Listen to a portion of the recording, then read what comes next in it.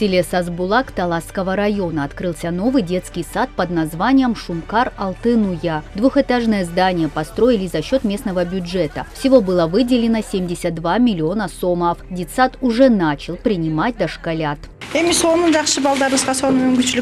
Теперь у наших детей появилась хорошая возможность дошкольного образования. Здесь есть столовая, вся необходимая мебель, кровати для сна. Это все отличного качества. Мы даже не думали, что будут созданы такие хорошие условия.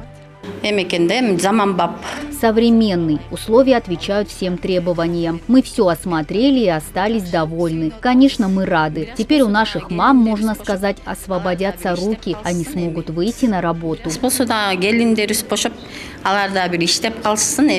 Здание рассчитано на размещение более 120 детей. Его спроектировали индивидуально. Здесь предусмотрены просторные группы, спальни, игровые комнаты, пищеблок и многое другое. Воспитанников ждут комфортные условия.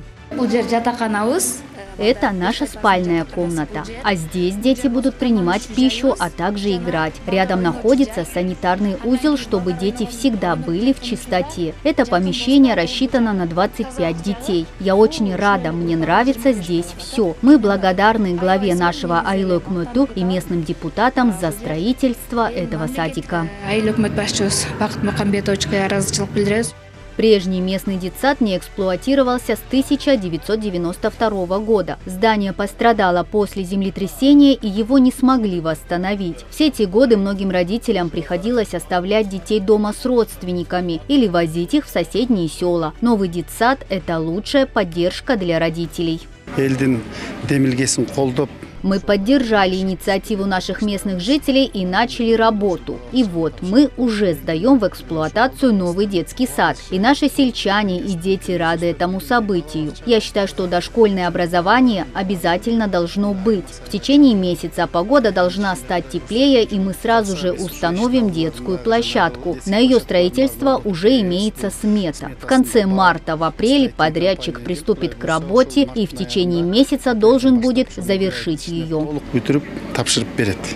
По данным Айлы Өкмөтү, в районе скоро откроется еще один детский сад, а также начнется строительство второго. Отмечается, что село Шумкар-Уя является самым обеспеченным в регионе, поэтому реализация всех проектов проходит за счет местной казны.